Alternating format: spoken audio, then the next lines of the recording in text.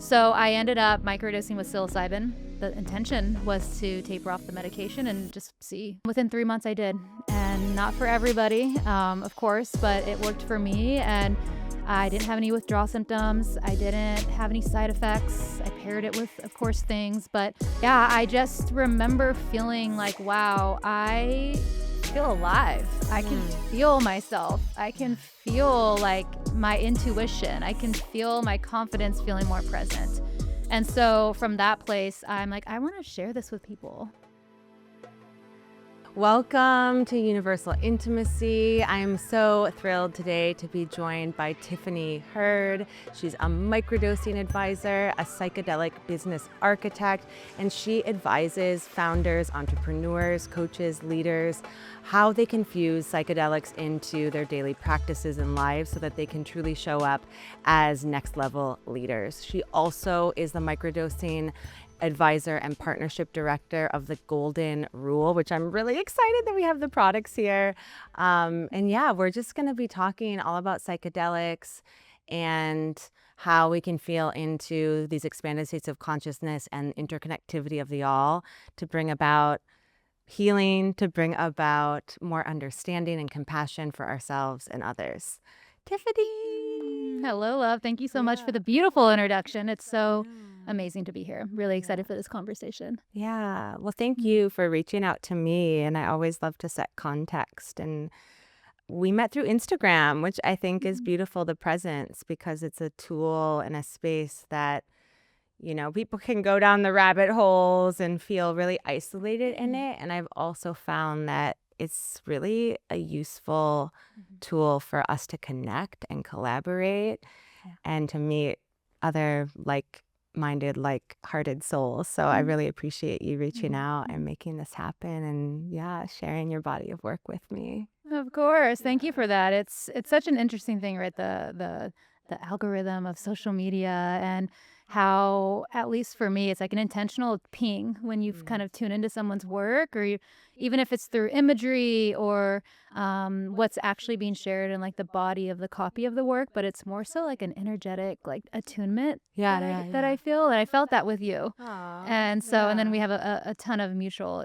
connections, and that's always really beautiful. And yeah, so I'm grateful for the connection, and here we are, and what a beautiful connection it's made to be podcasting in San Diego together in my backyard. I love this for us. Thank you. Yeah. I love San Diego. Are you tell us your story. Like, are you from Southern California? I am. Yeah. Yes, I am. And I know you're in Chicago, so I also lived in Chicago for about 6 years. So I'm from Southern California, more so in Palmdale, Lancaster. If some people know where that is, it's about 3.5 hours northeast from here. Okay. It's a very low poverty area. And I grew up there until I was about 13 and lived with a single mother and in and out of jail. And we lived in a drug household, and we were homeless at times. We were living in shelters. It was a really troubled upbringing for quite some time. My father was in prison, and he ended up passing away when I looked for him. And long story short, I ended up moving in with my uncle, who was in Ventura County, in Moore Park specifically, when I was 12, and was there until I was 18. Went to high school at Moore Park High School, and then I was navigating my own challenges, rightfully so, and ended up leaving his home, moved in with a couple friends, and then moved in with a unofficial adoptive family when I was 18. And I went to a junior college, Moore Park Junior College, living with them, and went there on financial aid. And I was playing basketball at the time. I was really talented. And I was like, I want to get a full ride scholarship and go play somewhere. Yeah. I didn't have the grades for it, so went to the junior college to do so. And was there for 2 years and ended up getting a full ride scholarship to Providence College. So I went back east. And what's really funny with that story is the coach was on campus, watching our practice. And I remember going home to my stepmom at the time, and I was like, oh my gosh, Providence was at my school watching, and I was really excited. And I actually had no idea where Providence was on the map. I didn't even know Providence was in Rhode Island. And she was like, do you know where that is? And I said, I have no idea. So she's like, this is a really big school. You need to go research. You need to go look at the United States and see where on the map Right. this is. But I share that because that truly was like how sheltered I was. I had no idea. Like I had never left California. I was literally in a little bubble growing up in the low poverty area that I lived in. And then in Moore Park, that was like this huge opening of this whole other life of like, oh, we go to Target and we can buy clothes. Like it was like that for quite some time. And so, long story short, I ended up getting a full ride there, had an amazing experience, was going to go play overseas, ended up on a whim visiting Chicago. So I'd graduated, came back home to California, went to visit Chicago, fell in love, not with a person, well, kind of, not really, but with the city. Okay. And that was kind of for me, like outside of the strictness of basketball and the regimen and the school of freedom, and where I really was expressing like my sexuality from a openness of dating women. Like that's while I was open in college, I hadn't fully like expressed that part of me, and Chicago was that for me, amongst having like a place to live and a couple jobs lined up. So truly that next month I moved to Chicago and I was there for 6 years. Entered the medical field very unplanned, and did medical device pharmaceutical sales. Was in that industry for about 16 years. Climbed my way all the way up to executive roles, and was doing some side things. Was like modeling for a little bit and trying to figure out what do I want to do with my life, essentially. And that the medical industry fit the model of my life, like the structure, the discipline, the team environment, the challenge, having a number attached to like competitiveness. And so, yeah, I stayed until I one day was like, I need to get to warmer weather and I need to come back west. Yeah. And so I ended up transferring with a job, came out here, still continued that career, just at a lot of different companies, and woke up one day and was like, wow, I am very burned out. I am exhausted. I'm on medication, Lexapro and Adderall. Okay, wow. For 6 years. And that was, of course, childhood trauma. And I was looking at it, and I was in therapy and doing personal development. But it also was the career of just, like constantly having this thing in front of me that I wasn't feeling fulfilled in consistently. So I started to hear about psychedelics and was working with a healer, and I had access. And this was 10 and a half, 11 years ago at this point, and nothing was mainstream in the ways that it is today. And there was a little bit of information, but enough to feel like that intuitive ping of, okay, interesting, I'm going to explore this. So I ended up microdosing with psilocybin, and the intention was to taper off the medication and just see what's going to happen. Yeah. And so within 3 months I did, and not for everybody, of course, but it worked for me. And I didn't have any withdrawal symptoms. I didn't have any side effects. I paired it with, of course, things. But yeah, I just remember feeling like, wow, I feel alive. I can feel myself. I can feel like my intuition. I can feel my confidence feeling more present. And so from that place, I'm like, I want to share this with people. Like, where do I start? And so educated myself, went through some programs that existed at the time, and I stayed in corporate and started to coach people and started to teach people how to microdose with psychedelics, and psilocybin first, and then it led to other ones. Did that for 5 years and left corporate, went into it full time, went back and forth a few times naturally, of course. But yeah, I was about 5 years into that and facilitated higher doses and all those sorts of things. But I realized I missed the business background and I didn't want to go back into that industry. And so I merged worlds together with business and leadership and psychedelics. And then about a year and a half ago, that led me to Golden Rule and amongst many other beautiful opportunities. Wow. It's amazing. Your story is incredible. Thank you so much for sharing your origin story and to really feel into where you were raised and that environment and what you've had to overcome, right? So really honoring that as a woman, there's a lot there. And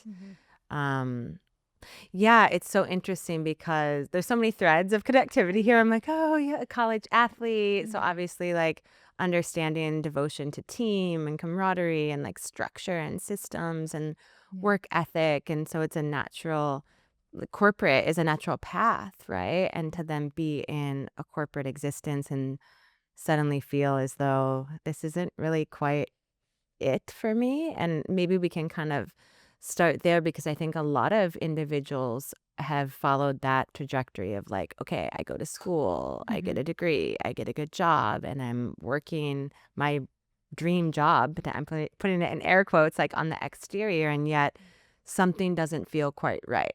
Right? Like I'm not happy. So I'm on the Lexapro, or, I'm doing therapy and I'm stuck.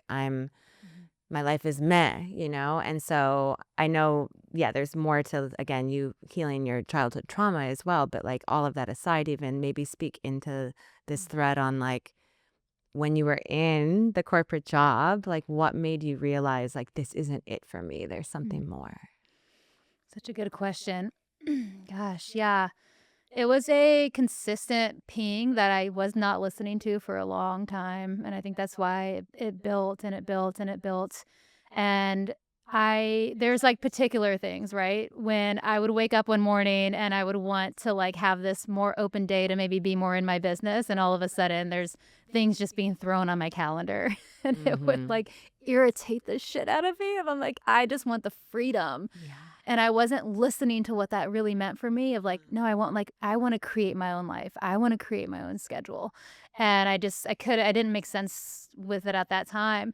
And also like I started to really sit with, okay, this is me living someone else's vision. Like the bigger thing at play here is I'm learning a lot. I'm growing a lot. I thank the shit out of corporate because I have learned so much. And at the end of the day, I'm like, I'm fulfilling someone else's line of work. Right. And that really hit in new ways for me as I started to play in the desire of what it would be like to explore my own. And then tuning into the tension between the two, like that in between sort of tension space. And also just feeling like at the time, like I didn't even know where to begin. I didn't feel worthy enough. I didn't know. Like I had this desire to be in entrepreneurship, but I also was terrified. Right. And also as I was stepping into it and was working with some clients a couple times, like that was the safety net for me, right? Okay. You want to talk about the upbringing that I had and the stability of needing that in my life. And I'm like, okay, how can I dip my toe into exploring this other path while maintaining the comfort of what this is also providing with the resources. Right. And I'm grateful for that because a lot of people don't have that. And that I have so much gratitude for that experience. And so I think where it started to get really challenging, like in the lived experience, was when I got a peek and a taste of what it was like to be in my own work. And then I had to go back and hop on like meetings with corporate and do a presentation that I truly didn't want to be doing. And the energy switch between the two became so challenging. That part became even more challenging than the like actual job itself, the day-to-day itself. Right. And so I think it was almost like for us who are in corporate, right? It's who are currently in corporate right now is like the energy that you can feel of tasting the sensation of what you want to create and then feeling like, oh, I have to stay here because the resources are keeping me here. Right. And it's like, how can we explore playing in the in-between of what wants to actually be like created and expanded from that place. Yeah, no, this fully resonates with me right now because I'm still in this phase of the tension of having one foot in my previous work as a food systems consultant and the other foot in like really stepping into being an entrepreneur. And I do think many women, and I'm going to speak from the femme-bodied lens because that's what I am and that's what we are. And I do think many women are in that place of like, okay, I have the other thing, the corporate job, the real estate, the 9 to 5, and I've been conditioned and programmed to believe that that's what's going to create safety and security and stability. So like, why would I give that up? And yet there's a part of me that is dreaming this other dream. And then when you do get your feet in, you realize like exactly what you said. There's this tension of like, oh, I have to show up for the Zoom call and I have to totally change my energy. It's like code switching. Or I'm for me, it's coming down to, even though I love my colleague and I love the other work that I do, my colleagues, and I love the other work that I do, but essentially I'm working for a man. Like it's a man's company. and I'm a contract-based employee. And so there is something there for me of feeling into like that patriarchal lens of like, I'm feeding and fostering, even though it's a beautiful vision, another man's vision. And I'm not okay with that anymore. Like, I want to do my own thing as a woman. Yeah. Yeah. Yeah. But it's been hard to claim that, Mhm. right? Mhm. Because again, we're conditioned to think, oh, I have the 401k over there. I have that stability of that paycheck. Yeah. So yeah, what was it for you that like really created that full break? And maybe there's not a full break, you know, maybe because I know that you're doing your own fusion of things as well. But yeah, I think a lot of women are needing to receive these codes right now because it's terrifying when you're on that precipice. And it's also, I'm closing my eyes because it's like an embodied sensation of, there's also this awareness that I'm not fully living in my highest because I'm straddled so thin, right? I'm doing too many things. And that's not really serving anyone. Such a real experience. Yeah. I'm so happy you shared this. Yeah. Yes. And yeah, there's so many layers to it. And I think ultimately it's the more that we don't listen to that part of ourselves, the more that it's almost like we normalize it and we adjust. And that takes a toll on our energy, on our creativity, especially as women in the womb, and the power of the open space for us to explore our authenticity and our truth from that depth within ourselves. Is that piece, at least the part that I could resonate within that is that felt completely off when I was in corporate. I'm like, womb. It was like so foreign for me. And when I started to connect with those parts through work, then that started to wake up. And it was from that place that I was able to start to make more clear decisions of back to kind of what you shared is like, what do I truly want to create? Yeah. And how can I remove all this noise of whether it's I'm working for a man or I'm working for a corporate company or I'm working for a place that I don't want to be in or the people are here that I don't really align or resonate with. It's like, how can us as the collective view every single encounter as an opportunity to know that however we're relating and connecting with this particular situation, it would not be here if it wasn't meant to be on the path. And that's like the thing we don't want to hear, but the thing we also like that gives relief, if that makes sense, of knowing that like there's a connection here or there's some sort of code that I'm supposed to be learning so that I can take this elsewhere, right? Like a lot of the work that I'm doing today of teaching or communicating or connecting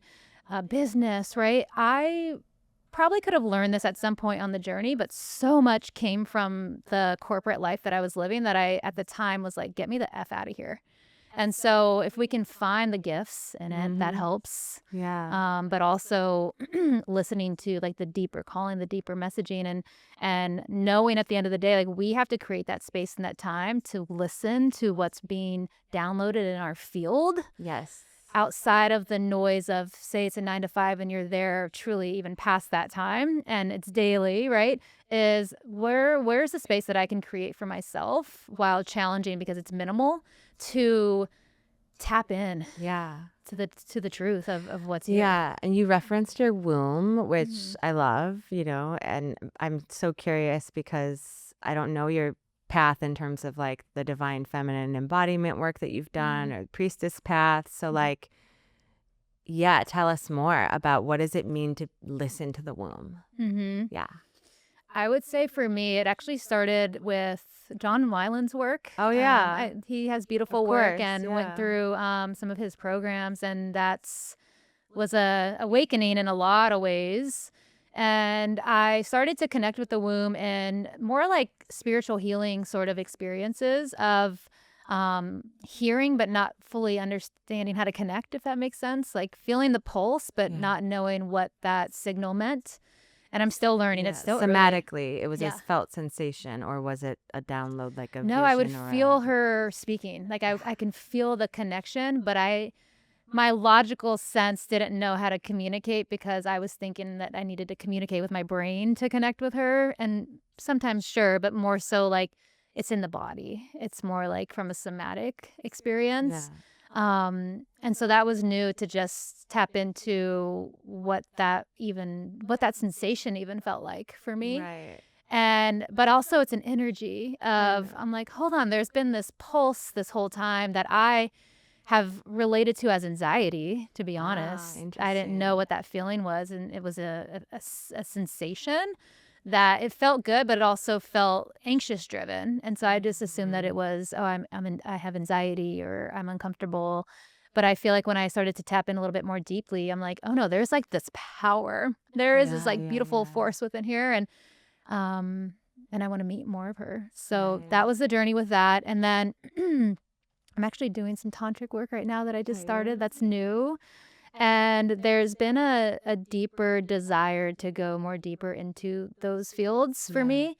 And I've always maybe connected it more with like, oh, this is just sexual, but it's not. It's like sensuality and the feminine and the divine and how important it is to be with those parts of what, like, not even just from a sexual perspective, but more so like the power that exudes of how we hold ourselves as women in the most grounded, embodied way when we're speaking even from that womb space versus the throat or the head space. Yes. Yeah, and I do think it's important for men listening or male-bodied individuals to understand that they too have access to the womb wisdom, right? Not just through connecting with their mother, their birth mother, caretaker, but also through their inner womb, which is actually known as the Hara, Hara. So they have also within like the pelvic floor this cauldron of where we create from, right? And it is a different frequency than sacral chakra, lower dantian, pussy cock energy, right? Like we could talk about pussy power and being pussy led, and that's very different than being womb led, right? And being attuned to I liken it to like, pussy's very like compulsive responsive. She gets little like turn ons and tingles and she's like, ooh, that feels good. And if you like listen to that and follow the desire threads of pussy, you can get into trouble, right? But if you really learn how to listen to your womb, like the womb is wise, right? And those are sort of subtler, deeper sensations that, yeah, I think going back to like, it's the origin of creativity, right? So it's like, how do we prepare the vessel? And I think what I was hearing you say with the anxiety is like you're feeling into those vibrations that are out of tune or out of attunement with your highest path, your highest calling, your best self. So when you were feeling those feelings, may I offer the reflection? Yes, please. Yeah, when you're feeling those feelings of anxiety or how it was showing up in the lower abdomen, it's like the body kind of pinging you or kind of screaming at you or kind of giving you like alert, alert, alert. Like this is not good. This is not in our highest. Or it's a invitation to kind of like recalibrate or slow down. I mean, obviously, if you have that sensation right before you're about to fly, like I did today, and I was kidding. I had weird like heart. I always, flying is such a somatic experiencing journey for me. It's so fascinating. I just like drop in and like enter these like journeys, and I'm like, I don't need psychedelics. I'm like, I'm in the journey right now on the flight. But yeah, so much comes up when we're able to actually slow down, tune in, and listen. Thank you. Beautiful reflection. Right on point. Yes. And it is. And I think it can even relate to truly everything that we're talking about with even going back to being in corporate, right? As the pings are there, the signals, the communication are trying to get your attention. And so often, especially I think not to bash a corporate industry, but to be in an industry that we personally don't want to be in, right? Regardless of whatever it is, it's when our bodies are signaling, wanting to grasp our attention. And the longer we go without listening and tuning into that, it is creating internal suffering. Yeah, 100%.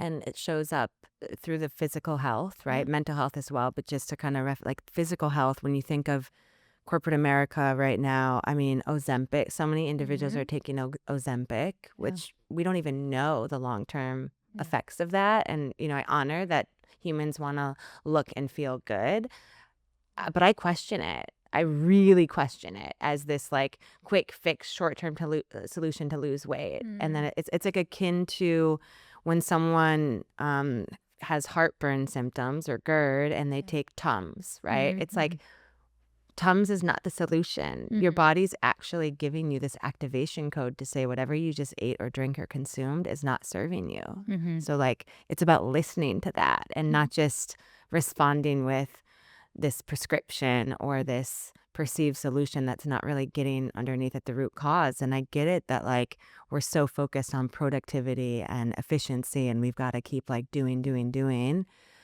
But yeah, it's really harming people's health physically and mentally and emotionally when they're living in a culture that normalizes popping pills. And I can relate. I truly, that's why I was on both of those medications, is to get through the day in so many ways. Yeah, tell us more about that. Yeah, if you can. Well, I had a lot of anxiety, so the Lexapro for me like truly turned that off. But what it also did was suppressed, and I wasn't able to really feel the truth of the origin of the root of what was really going on. But at the time, that helped me get through the day of I have these high demands and I need to be presenting and I need to be da-da-da-da-da-da-da-da. And then I also was exhausted. And so the Adderall gave me the energy, but I also felt like a maniac at the same time because it was just so much energy. And that was almost like my body normalized going at that pace, that slowing down felt so foreign to me. When all said and done, the microdoses helped slow down. And then when the medication was removed, all of a sudden I started to feel the suppressed emotions. And I needed to. And I was like, yeah, exactly. Yes. Like I was like, this is where it is. This is what I want to be. This is what I want to feel. Yeah. Oh my God. Okay. Yes, goddess. Okay. Like you just shared something, like let's like unpack all those layers because like tell us about that moment, if you can recall it as a moment of like realizing like I no longer want to be on the Lexapro and the Adderall. Like when did you find psychedelics? Yeah. So I remember I was working with a healer and it was sound healing. And it was a beautiful, deep experience that I had in that moment. And we were working through like deeper relational things and healing old patterns. And I remember he looked at me and he's like, have you ever tried psychedelics or any plant medicines? And I was like, no, I actually hadn't even really heard of them all that much. Again, this was 10 and a half years ago. Right. And so he's like, hey, I know somebody locally. If you're interested, I think it might be interesting for you to explore that. And so I did research with, like I said, with what was online. And then I was like, you know what? This feels like something I definitely want to explore. I really trusted him. We were doing work together for a long time. And so, I tried psilocybin, and that's where the door opened. And I came out of the psychedelic closet. Yeah. And it was a beautiful experience. I remember. So you did a microdose first, not like a hero's dose. Yeah, I did a microdose. And for some context before that, this was more like coming out of the psychedelic closet from an intentional way. If I reevaluate life before that, like when I was drinking or doing other sorts of drugs, mushrooms would find their way in, MDMA would find its way in. So that was more from like a recreational, ungrounded, non-intentional perspective. Right. So while I had experience with some psychedelics, this was more so viewing it through the lens of, okay, I'm here with like a purpose and an intention, and to utilize it as a resource and a tool to support with these other areas in my life that I'm essentially evaluating.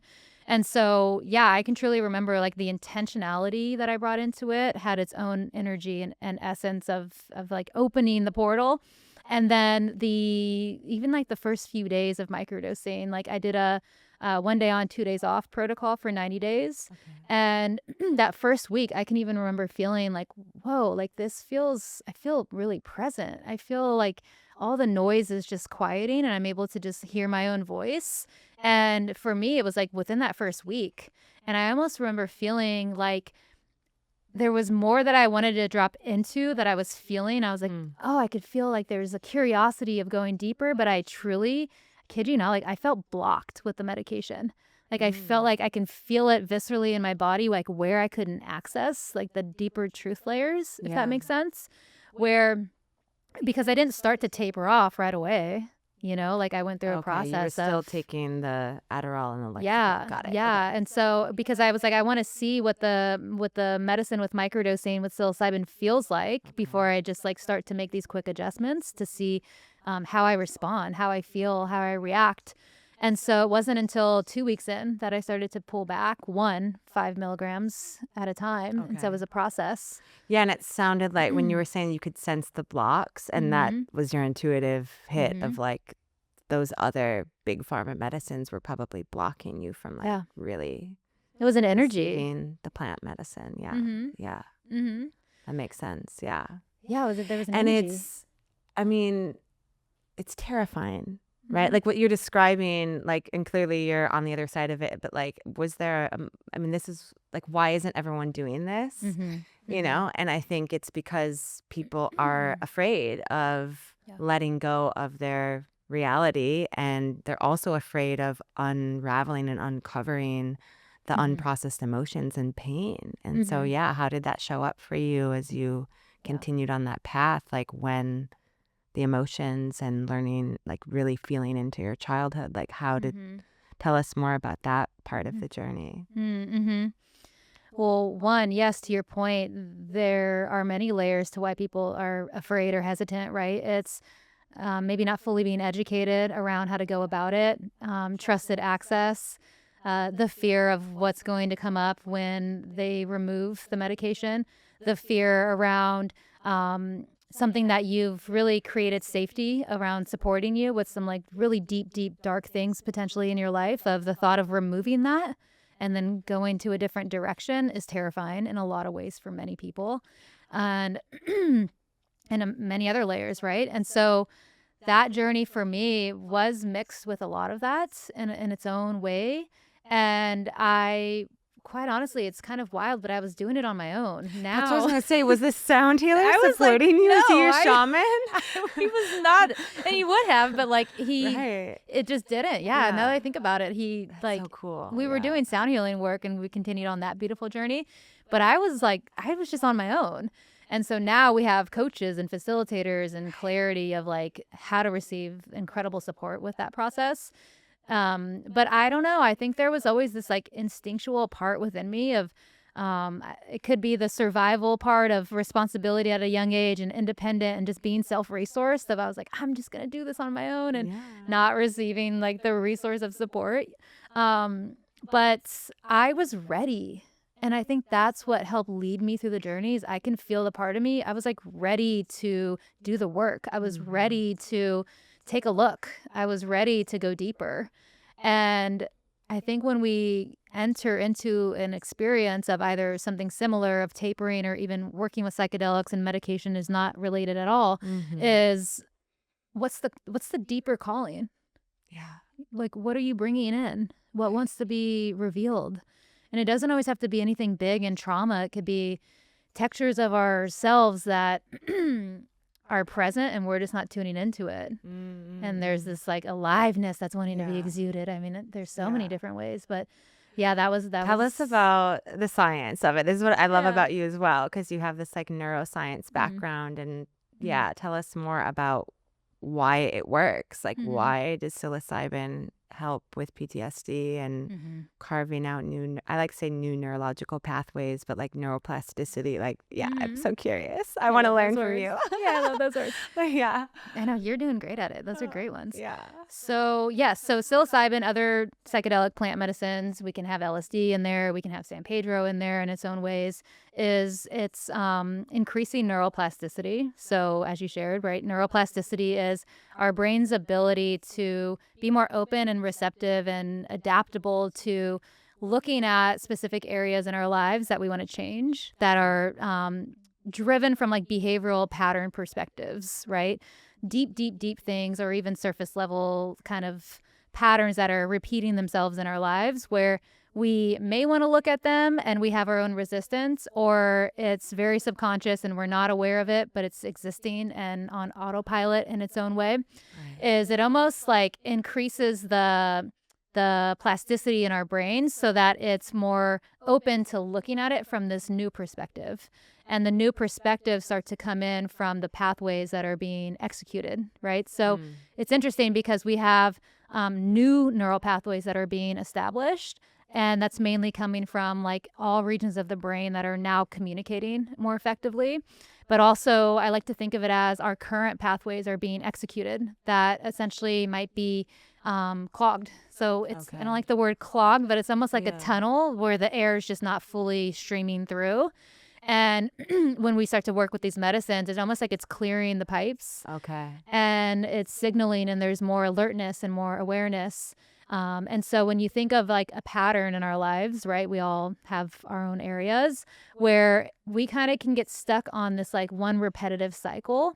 And I like to think of that as one pathway in the brain that we're kind of just repeating.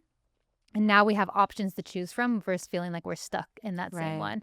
So when we start to bring in therapeutic benefits such as, you know, PTSD and alleviated anxiety and depression and all the amazing research and studies and clinical trials that are ongoing today, that plays a huge role. And why? Because we're not ruminating as much. We're not living too in the future of the fear of what's going to happen. We're slowing down and we're getting present and we're tuning in and we're having these new perspectives versus the one that feels so stuck. So there's like 5 different things I want to say on this, but the one that the neural pathway that's being activated right now is this like concept of manifestation, and there's people that, you know, feel as though you can stand in front of the mirror and, you know, I can use affirmations to change my life, and you know, I can do like NLP even, or neurolinguistic programming to like try to like carve out this new pathway, and yet they get stuck. And I think what they're not aware of is there's all this gunk, as you said, potentially, right, that's like blocking the pathways, and they're not actually carving out the new neurological pathways. They're just running along the same grooves. I've heard it described as like the grooves in a record, right? And once those grooves are established, like it's going to follow that path forever until you establish a new path, or until you open it up to go a different way. And so like, I'm just curious, what was one of those patterns for you? Like what was something that you, just to bring it down to like the personal level, what was a pattern that you recognized within yourself that got eliminated or revealed? Yeah, I would say if I look at it through the lens, there's a corporate lens that's wanting to come through with like work, and then there's a relationship lens that also wants to come through. And so the corporate is feeling like I had to give things up in my life to receive stability, of almost like creating self-suffering so that I can get a paycheck, and giving up like these things in my life, or my energy, or my truth, or being sort of in like autopilot of what I was connecting to self-worth around, right? Like it was all connected to self-worth. Like I don't feel worthy enough of being able to go and create my own business and create this income for myself. I don't believe that I can do that, right? And so at the time, like a limiting belief of self. Got it. Limiting belief of self, but that would repeat itself because I would stay in corporate, or I would jump from job to job, or I was on this year path of, I would literally leave a job every year. Like, oh, I'm not happy here. It's not doing this, this, and this. And it was literally around October, November, December, that would repeat itself. Interesting. And I was like, okay, maybe the next job will meet me with the desires that I actually want. Yeah, that's a perfect example. Yeah. Each one did the same thing. And so that itself was amazing, because I go, oh, it's not the job. I was like, it's me. Shit. Yeah. Okay, this is getting juicy. Yeah, I was like, shit. So now I gotta look deeper. at this. Yeah. Okay, share the relational one too. Okay, so the relational one is dating women that are unavailable emotionally, dating women who have a history of not dating other women. Yeah. You were like Those are big ones. I like to call it like you were the cherry popper. Like you were their first experience. Yeah. And Yeah. it's honestly something that I still battle with. It's on its way out and it's pretty cleared, but I can still feel there's parts of truth that feel like they live within that of from a very like humble, grounded way. Like I do feel like I am meant to be on this earth in some sort of way to serve the divine feminine. And there's something in that texture. And I don't know if it looks that way, but it is something with women who are curious and new to explore with other women of helping them in that awakening of like feeling that truth and that power of like this can be normalized in a safe, intentional space to truly just like let yourself feel what it's like to even acknowledge the fact that you want to explore women, but also go and actually have that lived experience and not be shamed for it or made wrong for it. It feels very connected to the mushrooms. Like when you're talking about the divine feminine frequency, like I'm seeing the mycelial connection, you know, like it's very like webby and I don't know, there's a connection there. Like it's very clear that you are living your dharma of doing this work, that there's a connection there between mushrooms and divine feminine. Like we call it Sophia consciousness as well, right? Yeah. Yeah. So interesting. Let's access Sophia consciousness. I love that. And so there's another way to access Sophia consciousness. Tell me. I want to hear your definition of it first, about when I say Sophia consciousness, what comes to mind? I just keep hearing the words like codes, like true authentic codes of what we're meant to be serving on this path and how we want to relate with the codes that we're sharing with humanity. Yeah. It's this it's a cosmic collective, right? So it's more, Sophia consciousness is more up here in terms of another dimension, but it's interesting that we can actually access it through the connection to source via psilocybin. It's like there's something similar in the energy, and I'm doing this like weird thing with my fingers right now that's like very like energy, you know, like just I saw these amazing epic animals the other day. Can I tell you about this? I feel like I'm like have ADHD today. There's a whole nother story on that too, but okay, so I was up in Moss Landing in Northern California. It's do you know Moss Landing? Have you heard of it? Yeah. It's outside of Monterey, and there are these starfish that, you know, they've realized that they're needed in the ecosystem to help the kelp population and, you know, to rebalance the marine flora and fauna, right? Because obviously due to climate change and all the things, there's a lot of disruptions in the ecosystem. And so one of the species that they've identified that could help rebalance marine life are these particular type of starfish, right? And I took these videos of them. Maybe I'll share the video here. But like they have millions of these little like micro tentacles, like kind of what is it in our large intestine, that those little, it's not they're called cilia. What are they called? They're like, they look like little fibers, right? And they're these kind of micro tentacles that are just constantly moving, and it's as if they're communicating, right? And I was just like, yeah, that's what I feel the Sophia consciousness is. It's like this network of communication, almost like in the stars or in this cosmic way, but we can tap into it in two ways. One is psilocybin, and the second is cervical orgasms. And then I'll imagine doing them both together. Yes. Yeah.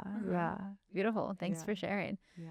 And your scarf too. Should we give the scarf? Oh, yeah. For those that aren't watching on video, I'm wearing a scarf that is decorated with a beautiful pattern. It almost looks like watercolor. It's orange and different hues of pink, and it's actually pussy. It's actually pussy lips. It's actually the vulva of one of my mentors, Dawn Cherie. Dawn Cherie is the feminine founder of ISTA, the International School of Temple Arts. It was her and her partner Ohad many years ago in Israel that really decided to bring some of the Eastern temple arts traditions to the West, not just America. I mean, the ISTA trainings occur worldwide, but to really understand that part of Beyond the Path, you mentioned the path earlier, is, sharing this good news. And the good news, one way of interpreting it is through the Bible of, Yeshua, Mary Magdalene, of that chapter, that iteration of good news, but that there's other cultures and civilizations and sort of tribes that have wisdom and these esoteric traditions. And so they've really shared those with.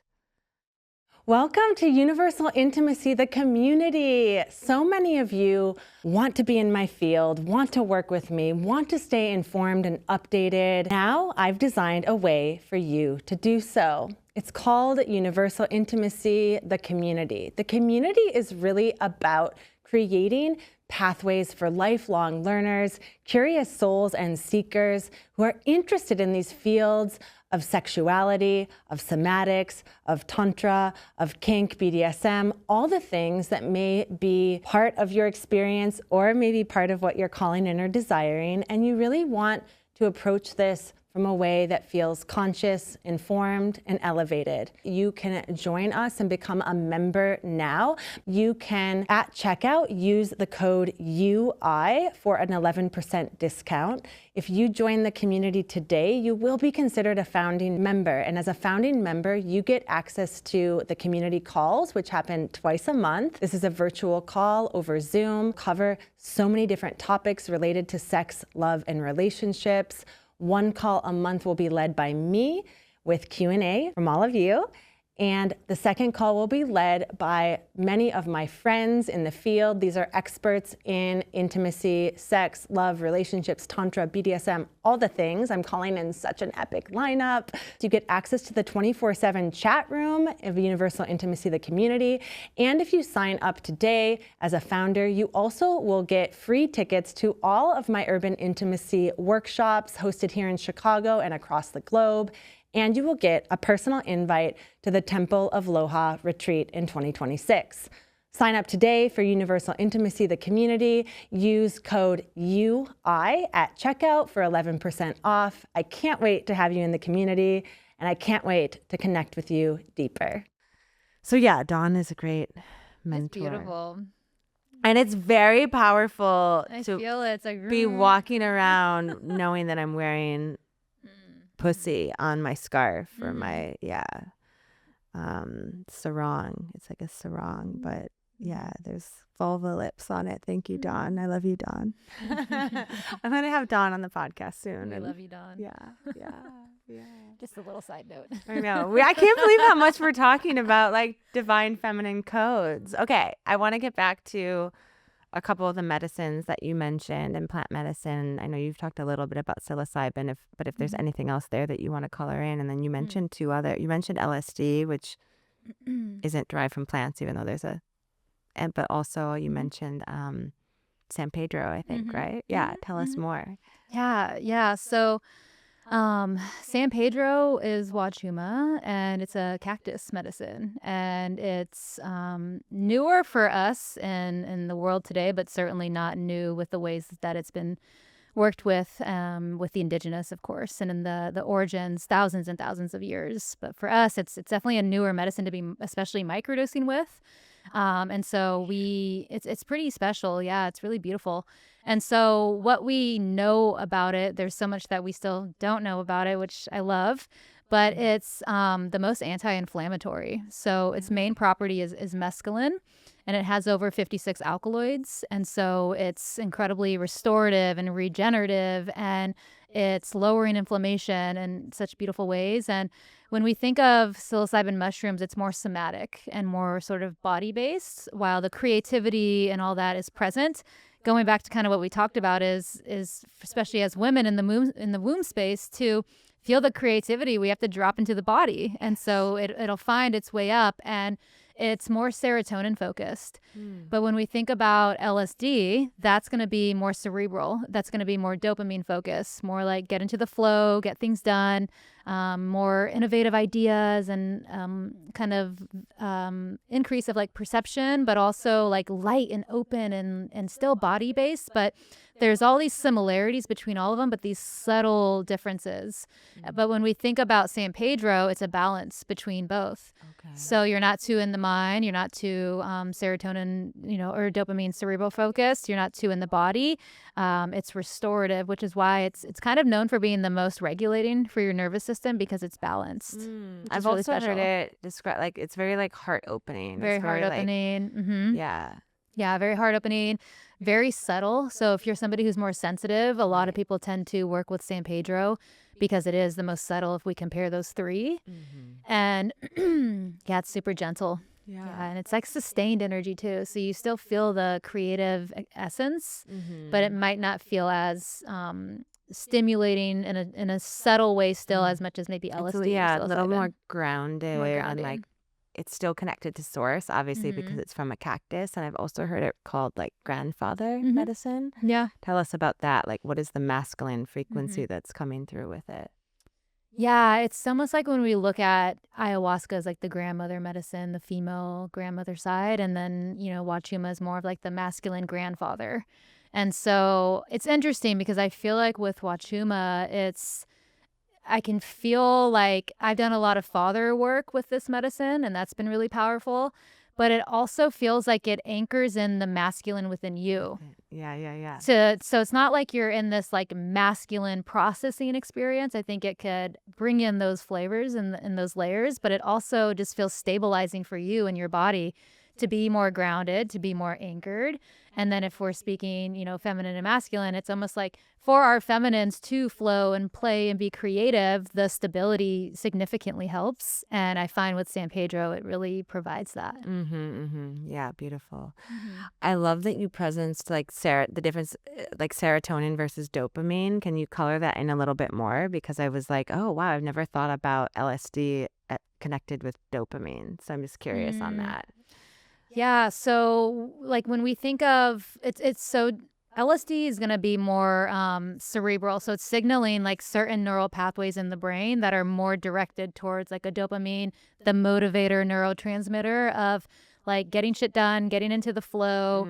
For example, like a lot of Silicon Valley leaders and executive teams would microdose with low doses, which is a microdose of LSD in the boardroom. And that's how like Steve Jobs and all these like brilliant, however you want to reference brilliant in this category, leaders have created these incredibly like innovative ideas with business. And so it just expands the mind to get out of your own way of how you might be viewing and perceiving. And it kind of drops in these new innovative perceptions to view through like a new lens. Yeah. And if you think about it, right, like if you're in a boardroom and you're wanting to be strategic and you're wanting to be creative and get things done and be efficient, mushrooms might drop you too into the body that can take you out of that like focused, productive state.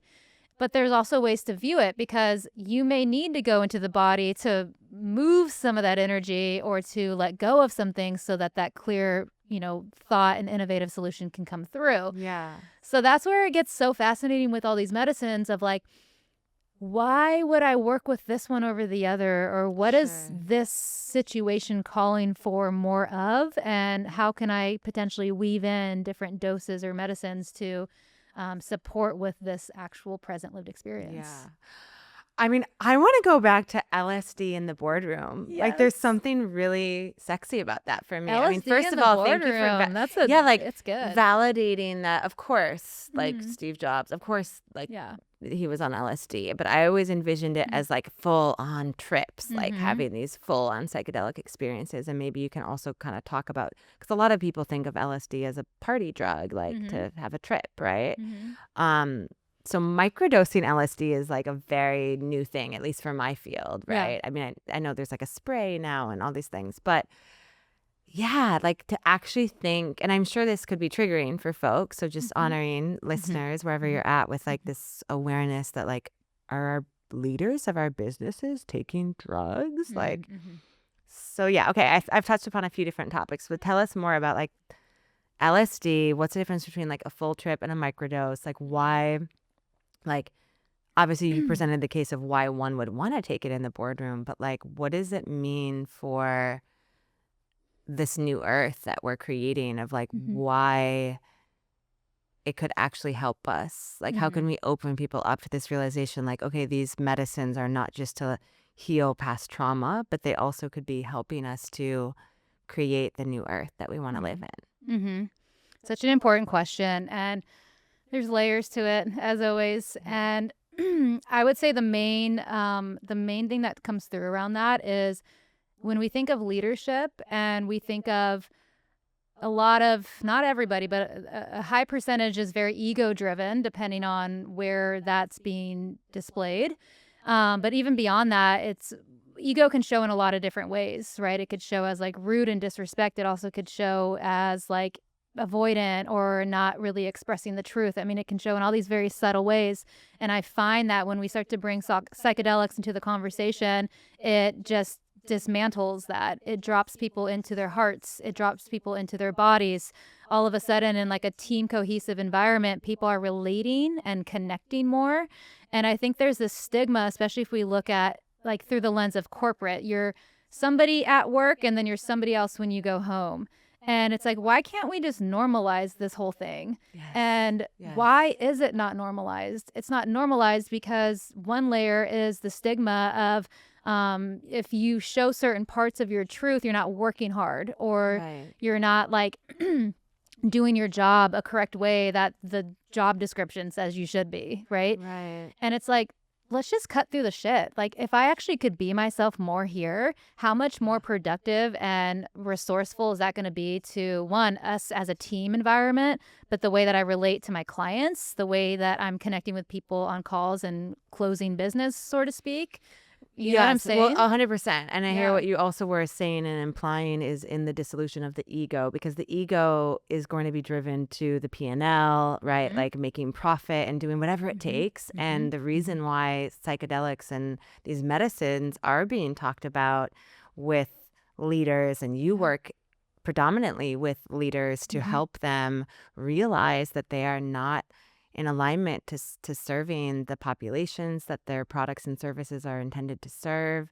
They're not in allegiance to their board values, right? Like, this is a huge thread related to their missions of sustainability, you know, corporate ethic and responsibility, DEI, all of these things. It's not about checking a box. It's actually about like walking the walk and talking the talk. And sometimes they're not able to do it if they're stuck in old ways of thinking and being related to capitalistic. And this is why like conscious capitalism is starting. And I was totally having this conversation this weekend with some of my college girlfriends about, you know, I have very little tolerance for discussions surrounding the current state of reality where we're just kind of talking about headings on the news and kind of complaining. It's like, why aren't we actually, if we're truly here as leaders, we must be embodied leaders here for this new earth. And to do so, it's our sacred responsibility to be creating new systems and structures and businesses and organizations that are part of this new earth paradigm. And for some folks, the only way to get there, I keep looking at these bottles, which we're going to talk about soon. Like, the only way to get there may be to... It's an access point. It's an access point. And exactly, I love everything you shared, because when we look at where we are today and we look around us of everything that's going on, and we also look at the outdated systems and paradigms of why we're here, and we're all in responsibility in our own ways to it, and what's needed to create something new forward. And we need to be creating that forward movement from a place of like deep honor and deep truth and deep sovereign, and for for humanity at the forefront of it all. And I believe one way is accessing those deeper layers of truth as we shed all the shit that doesn't actually matter. And these, whether obviously like a high dose can get you there a little bit faster, but so can a low dose of just gradually dropping you into what is the truth that I want to create. Yeah. And how do I want to bring that forward? Yeah. We could have a totally different reality if our leaders, I'm going to say specifically elected officials, utilized some of these plant medicines, right? I was going to say did drugs. For the viral, I'm going to say, our elected officials need to do drugs. They need to do these kinds of drugs in the sense of with intentionality, sitting in ceremony, working with trusted guides like yourself, right? It's not about going on a wild trip or having fun with your buddies, right? It's like actually doing the work, utilizing our friends here, these plant medicines, to, like you said, get out of the mind, drop into the body, open up the heart, and really see like what is the impact of my power, right? And when I am in a position of power, how do I attune to like the authentic power that I have to be in right relationship to the earth and her citizens of humanity. Ooh, beautiful. Yes. I mean, I've heard so many people say like Trump just needs to do a bunch of MDMA. Yeah. Trump, I would love to guide you through an MDMA journey with psilocybin. Seriously. But I'm also feeling, psilocybin. I'm also feeling right now here today and sitting with you, like in tapping into divine feminine codes, like not just MDMA, like psilocybin. Yeah, that blend together is really beautiful. And yes, I agree. This isn't the one way. This is a way in contribution. And why I love the power of microdosing, right, is because we have the opportunity to work with these medicines at a low gradual pace where we are fully in our sovereign essence throughout the day. We're not tripping, we're not unplugging, we're not disconnecting, we're tapping in, we're tuning in, we're feeling more present, we're feeling more connected, we're feeling more aware. And we have the ability and the opportunity to do that from a place where we don't have to go travel outside of the country. We don't have to invest high amounts of, income to go sit in a higher experience. All of these are valuable in their own ways. This is just one way where you can have access to do it, where you don't have to have all these obstacles that do present at times for many people. Not for everybody, but a lot of people. Yeah, tell us more about the microdosing of the medicines. And, I'm curious as an individual because, and in terms of my own experience, I haven't had a microdosing regimen. I've only sat in ceremonies. So to me, like microdosing is actually a little bit edgier, right? Like I love like sitting in ceremony and dropping in and the intention, and I love group ceremonies specifically. I've done maybe one or two solo journeys too, but right. So like it's interesting that for me, the microdosing is a little edgier. Even hearing you say like taking the microdose and having your day, like I'm like, ooh, like a little, I felt a little like, ooh, can I actually like what feels edgy, if you don't mind? I love to be in control. I'm attached to control.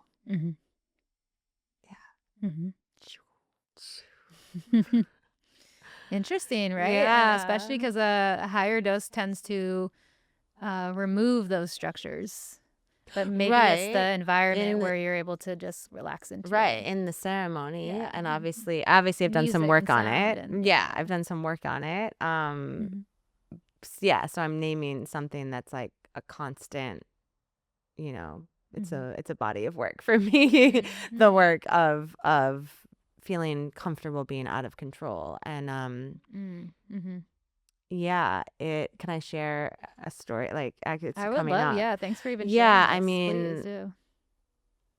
Part of it is in my DNA, just related to my lineage and how I was raised and, my parents' sort of authoritarian rule, but also a realization that the trauma that I experienced sexually, I was 18 and in Cancun, partying with my friends, and I was roofied and gang raped. roofied. So it was clear that I was roofied because I remember like going out with my friends. It was very early on in the night. You know, it wasn't like something happened at 1 a.m. or 2 a.m. It was like I literally remember being out, having maybe one drink. And then the next thing I knew, I woke up in a hotel room with 4 men, Wow. 4 boys. I like to say boys because I feel like they were boys. And that experience, and only through doing some medicine work and somatic experiencing work have I ever been able to kind of tap into a sensation that I do remember feeling. And it was that sensation of like, I was there. Everything was dark. I was blacked out, but I do remember being there and having a sensation of these men around me, and I couldn't move. And so I feel it, even though it was not intentional, I didn't process it right away with anyone, not even, therapists. It's something I held on to in my deep subconscious for decades. But in that, in response to that, subconsciously, I chose to be embodied in each and every moment. I steadfastly clung on to owning my orgasm, to owning my sexual experiences, only having sex when I was fully conscious. Yes, there was a little alcohol still involved in my 20s, but in general, like no substances. Cannabis here and there, but like I was very pure in the sense of like did not dabble with any medicines because I never wanted to feel out of my body again. Yeah. Right. And so I think that is part of the root of where it comes from, of like, I want to be in my body. And again, I can frame it. Anyone that's like, oh, you're suffering. It's like, no, like your suffering can become your superpower. Yes. Like Yes. in alchemizing that, this realization of like, yeah, I became embodied, and I'm a really good embodiment guide because of that. Right. Because I am attuned to my body. I am listening. I am in my body all day long, Tiffany. And it's like, because that's where I feel the safest. I feel the safest when I can like feel every single sensation, right? To not feel is terrifying to me. Yeah. Yeah. Beautiful, beautiful, beautiful. Wow. Thank you. Yeah. Thank you so much. Yeah. Wow. Gosh, I just keep hearing like and for all of us, right? Our stories shape the work. They shape how we're able to support and serve. And I feel that deeply with the work that you're doing. Yeah, it's really powerful. And I think it also brings in more of I almost want to say like more of an acknowledgement for the medicine, because it will amplify what you're currently experiencing internally. And so for you sharing, I feel like I'm so in my body all day, every day. I just kept hearing like, it's just going to like fill that up even more for you.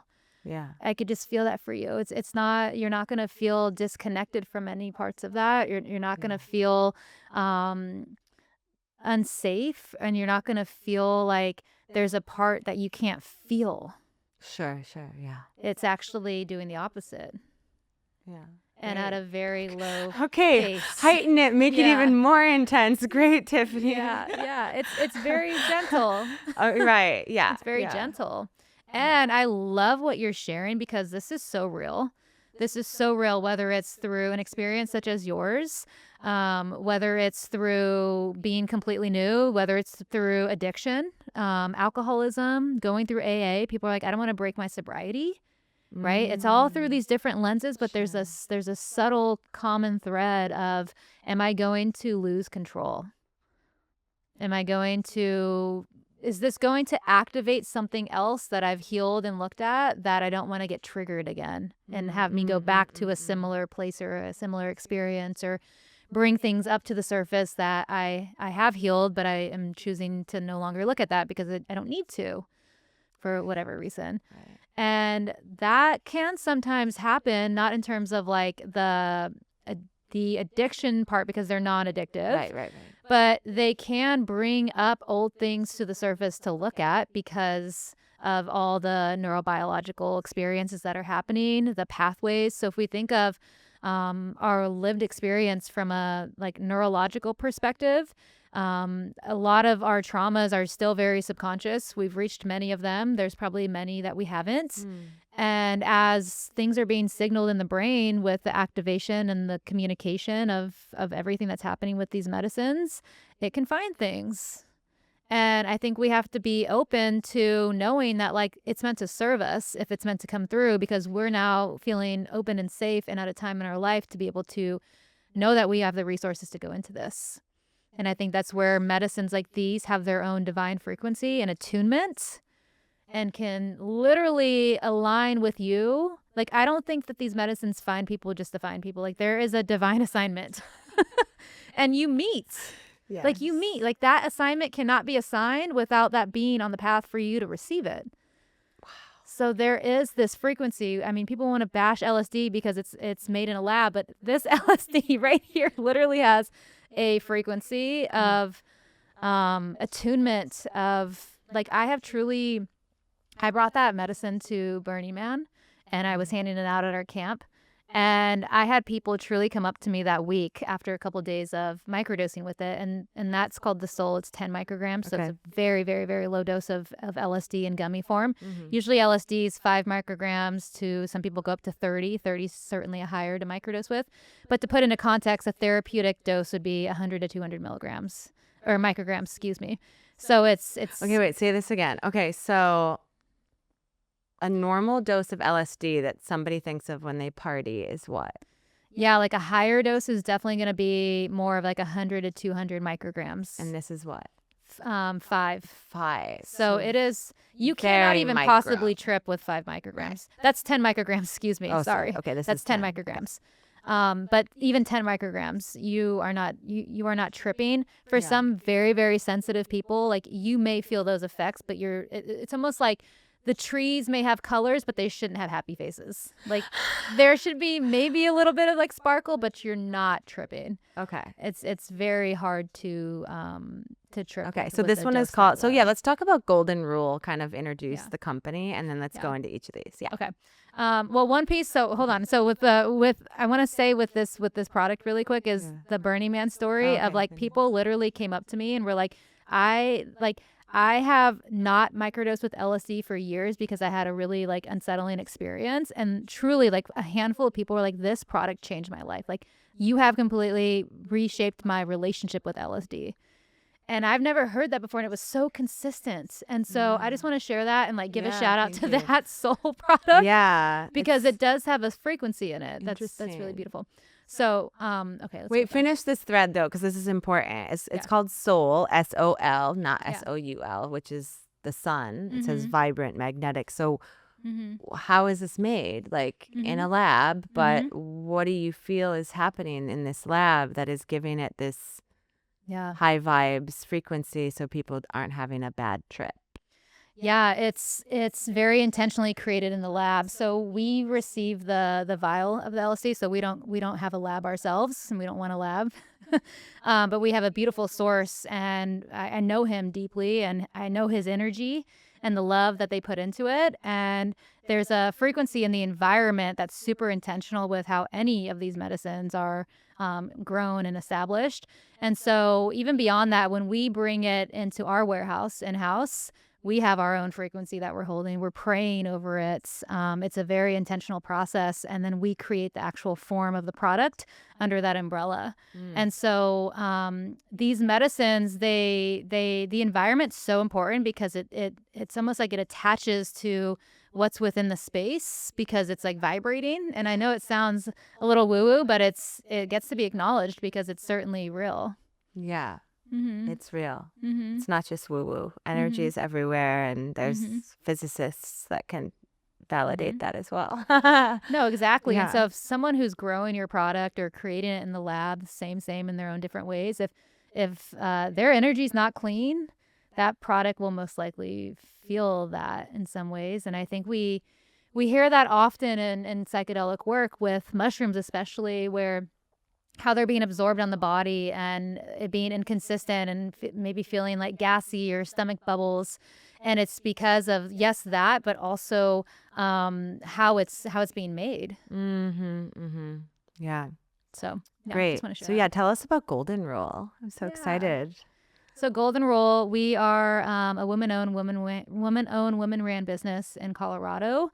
We've been around for 4 years. So whenever this podcast is coming out in March, we are in March. Yeah. We are celebrating our 4-year anniversary, which is really special. That is. And yeah, so we serve all 3 of these medicines in different forms, a variety of psilocybin, different strains, gummies, capsules, chocolates. We have San Pedro in a capsule form, and then we have the LSD in the gummy form. And while we have these amazing products, what we really stand for is teaching people how to work with them intentionally and effectively, and to really receive like the best possible experience that you can have in the variety of ways of working with them. And so a lot of those ways are through education, through integration. We have a free online community that I run that anybody can join who's in our community and get your questions answered. A lot of people are in there connecting with folks outside of the community, asking questions about certain products, and just connecting in a way that's so important to not feel like you're on this journey alone, especially for those of you that might be new, because that truly is a lot of ways why people might not actually start to microdose. Or maybe like people will buy the product and just never even begin because all the things we spoke about, they're nervous. So that community is amazing. I host a free monthly workshop as well for the community that's rotating with topics and teaching you how to microdose and all sorts of things. And so what I'm doing at Golden Rule is I'm our Microdosing Advisor for all things education, and then head of partnerships. So we have epic, amazing partners, including you, which we love. Yeah, it's so fun. I love it. I absolutely love it. It's so fun connecting with everybody. And we have an incredible community, and it's only continuing to grow. And I love it. we're really grateful for where we are and the people that we're able to serve. So Golden Rule, I think what makes us really special is we were really created from a place of how can I reach people who might not actually who desire to work with these medicines but have no idea where to start, or feel like all the products in terms of like psychedelic companies or other microdosing brands are nothing wrong with it, but they're psychedelic looking, they're tripping looking. And for somebody that's new to working potentially with psychedelics and plant medicines, that could feel off-putting for a lot of ways who don't yet have the context or the lens to understand what that experience could be like. And so our founder, she lives in the suburbs and she is a mother, and she was like, how can I bridge the gap between that and reach people like me who are interested but have no idea where to start, and how can it be more inviting for so many of those people as well. And so it helps to have that relatability, and in the community we have tons of people that are new, and that's kind of like the foundational element that we really bring into is really teaching from the ground up of how to work with them in a very intentional way.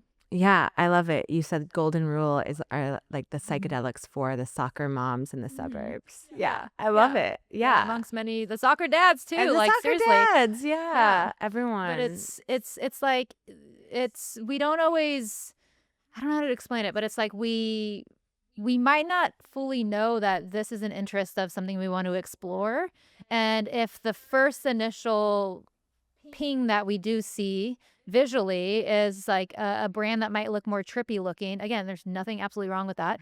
That might not be inviting. Yes. Yeah. No, the be branding's relatable. beautiful. And, what you mentioned earlier is landing again about the stigma, right? There's a stigma around like high executive functioning individuals who are rooted in 3D reality, who may be curious but there's this stigma of like, I don't want to trip out at work, or I don't want to be in an altered state. So yeah, it's important that you've recognized that to kind of bridge that gap and make these medicines accessible to all.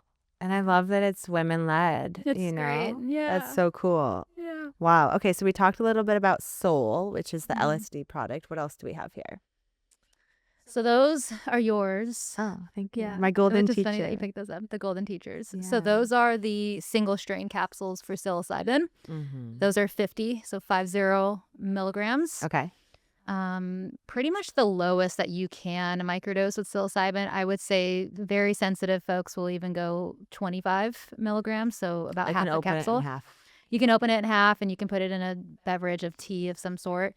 And very gentle. So it's like a very grounding, heart-centered, gentle, kind of perspective experience.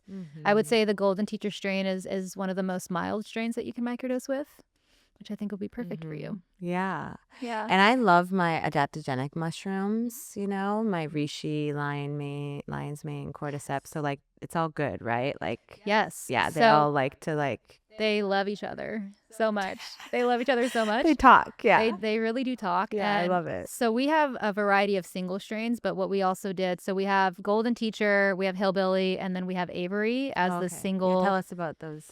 So the Avery is going to be, those three are in single strains, 50 milligrams. And the Avery is going to be more like upbeat, kind of get things done, creative, get into a flow, still gentle, but a little bit more like energizing. The Hillbilly is like this happy, sort of like upbeat mood uplift.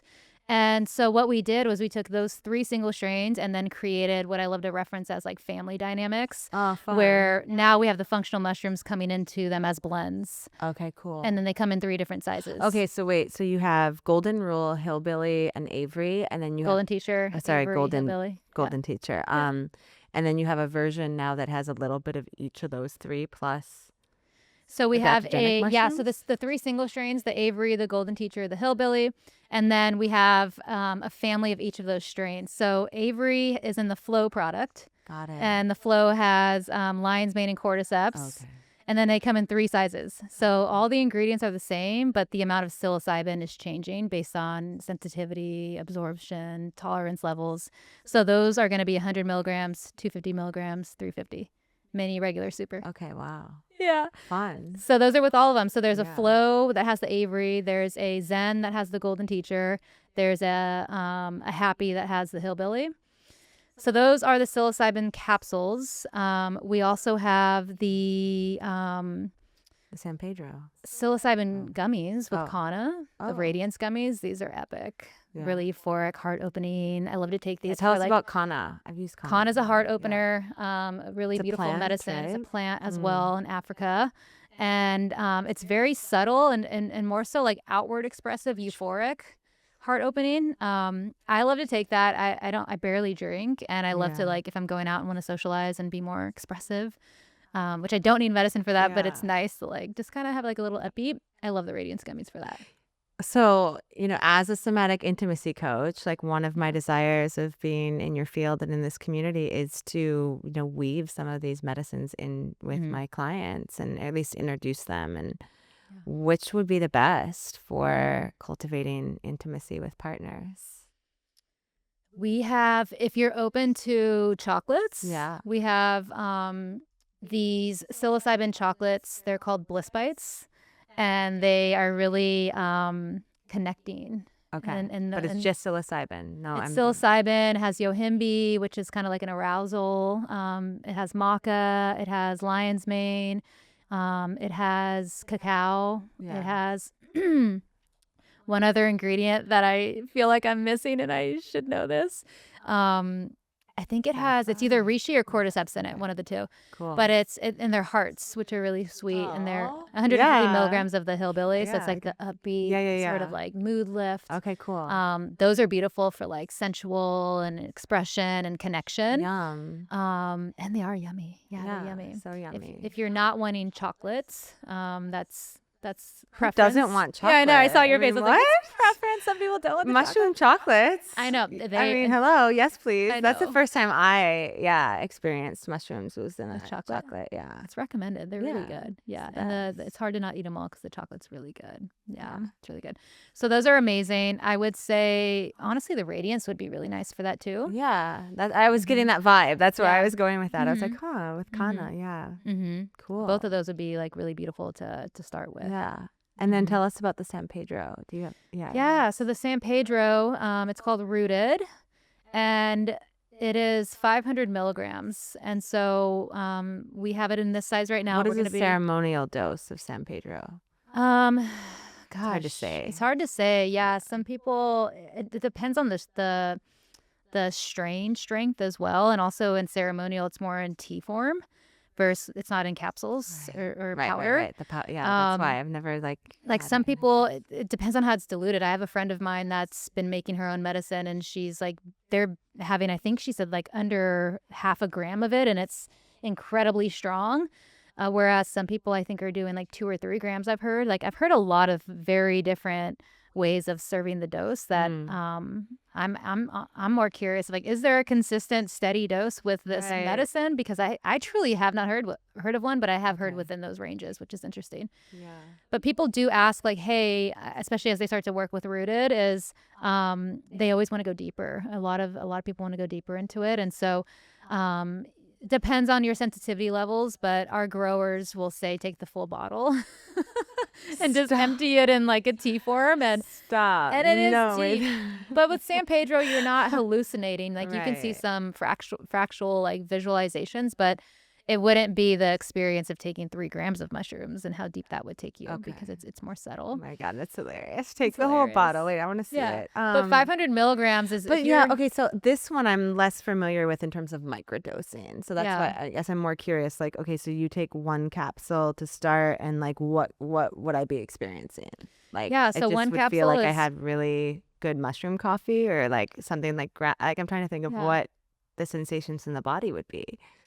A stillness, a centeredness, a groundedness. Things just feel more steady. Yeah, it feels more quiet and steady and calm. Yeah. But also you feel like I don't feel like a penetrative, energetic like creation, but I feel like a grounded, steady, this energy feels good to be in, to go at my own pace and create. Okay. Versus like I have to go really fast. Yeah, so this could be good for folks with anxiety. Amazing for anxiety, amazing for ADHD. The LSD is amazing for the ADHD as well. It's amazing Is there research now showing the benefits of this with ADHD and LSD? Yeah. Yeah. Mm-hmm. So think of it like some people might be asking, well, if LSD, you're more in your head, and with ADHD, I'm already in my head and I'm overthinking and overanalyzing. Why would I want to be more in my head? And the way that it's experienced commonly is it's actually quieting all the noise, all the distraction, and it's like creating this like penetrative focus of where you actually want to be spending your time and your energy versus feeling like you want to, but you're being pulled in all these different directions. Right. It just quiets that noise. I'm like, we all need that. It's nice. There's so much noise and dissonance. Yeah. And to even have an intention of wanting clarity, like to go into a ceremony. I always am like, my intention is clarity, and it's like to actually come out of an experience feeling like you really have that. Yeah. And then can like integrate that and make bold moves. It's hard. So it is hard. It is. So I need to take some LSD. It's hard. It helps. It can't help. God.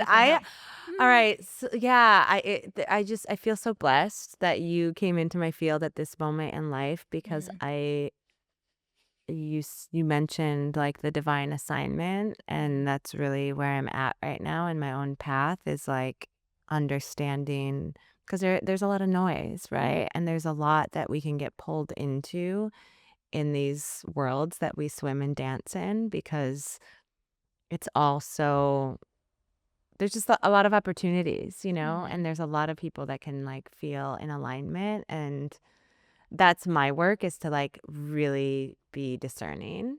I mean, you can imagine what comes into my field, and like, yeah, it's getting harder to like really feel anchored and clear. And so, yeah, these medicines are coming to me at such an exquisite time. So I'm very grateful to you for reaching out and making this happen here today as well. Yeah. So amazing. Thank you. Yeah. I feel the same. I'm excited for you. Yeah, I'm excited to have a front row seat, if you let me, to the journey of supporting too, to tune into like bringing in your own intentions around starting whenever that feels, you feel open to that, and knowing the support is here to journey in that. Yeah. Thank you for that. I'm excited for you. Yeah. So how can folks find you, work with you, take part in this luscious array of forest and laboratory? I'm like, I was like, I want to go into nature, and I'm like, and then there's the LSD, which I'm like, it's not from the forest, but it wants to be, and it will find its way into the forest. Is it like sassafras, kind of the natural form of LSD? I'm trying to think of like what's the argot. Yeah. Argot. Yeah. So it's got some life in there if you want it to, which is beautiful. Well, thank you for this amazing conversation. So if anyone's interested in exploring Golden Rule, goldenrulemushrooms.com. We did a rebrand last October, so the name is Golden Rule, but we still have the same URL. And then any questions within anything with the products or more resources, we have a free online quiz that you guys can take, and that will help support product suggestion. And then any questions, hello@goldenrulemushrooms.com. You can ask for me specifically, and I'm happy to support and connect in any way. You can find us. We have 2 Instagrams, Golden Rule Mushrooms and then Golden Rule Microdose. And then my personal one is I am Tiffany Hurd. Yeah. And then my website, tiffanyhurd.com. Yeah. And tell us more about, as far as right now, your offerings for coaching and other additional support beyond just the direct guidance of these products. Yeah. So if you're interested in receiving more guidance around how to work with the products, different medicines, and then just like more structure of how to calibrate your dose and how to refine the ways that you're working with these medicines throughout the week. I offer one-on-one work within that space. So you can totally just reach out to me directly. You'll find those resources on my website. And then if you're interested in weaving psychedelics into your current line of work, your practice, your business, and you either want to be trained or you are trained and you want to just implement it within your line of work, I support with all those spaces, with the training and also the business side of things of how to build a brand in a psychedelic world and all the landscape that comes with the complexities of it at times. And then, any facilitated work, you'll find that on my website as well, and everything will be a resource there. Yeah, beautiful. Yeah. Thank you so much, Tiffany. This was so great. Yeah. Thank you. Yeah. I appreciate you so much. Yeah. So much love.